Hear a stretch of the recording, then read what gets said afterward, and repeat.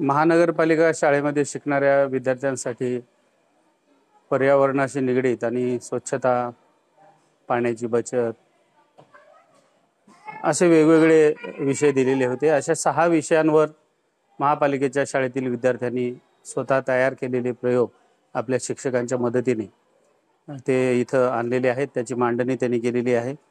अत्यंत सुंदर असं सादरीकरण महापालिकेच्या विद्यार्थ्यांनी केलंय।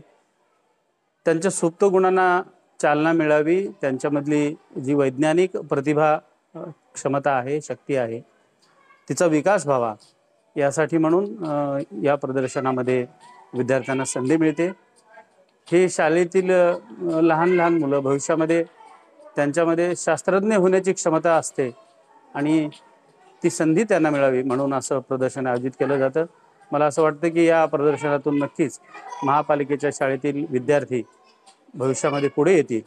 आपण जर त्यांच्या अशा सगळ्या सुप्त गुणांना सतत प्रेरणा देत राहिलो तर त्यांच्यामध्ये ही क्षमता निर्माण होईल।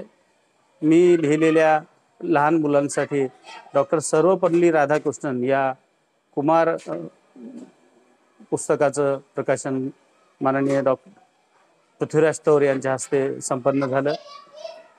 तसेच महापालिकेचे आयुक्त माननीय महेश कुमार डोयफोडे साहेब, उपायुक्त संधू साहेब, साहित्यिक माननीय पंडित पाटील बेळीकर, माननीय दत्ता डांगे, विजयकुमार चित्तरवाड या सर्वांच्या उपस्थितीमध्ये हे प्रकाशन संपन्न झालं। खरं तर 25 वर्षापूर्वी हे पुस्तक येणार होतं, पण काही तांत्रिक कारणामुळे ते राहून गेलं आणि स्वतःचं पुस्तक प्रकाशित होण्याचा, तेही मुलांच्या समोर प्रकाशित होण्याचा आनंद वेगळाच असतो।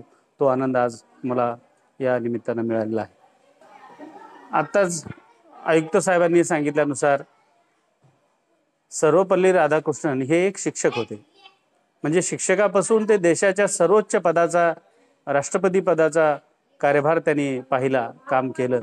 हा जो प्रवास आहे शिक्षक ते राष्ट्रपती, हा प्रवास विद्यार्थ्यांना कळावा। त्यांच्या जगण्यातलं साधेपण, त्यांची मेहनत, त्यांची व्यासंगी वृत्ती, त्यांची अभ्यास वृत्ती, त्यांचं आणि विद्यार्थ्यांचं प्रेम, या सगळ्या गोष्टींचं वाचन केल्यानंतर मुलांना त्यातून प्रेरणा मिळावी असा त्याचा हेतू आहे।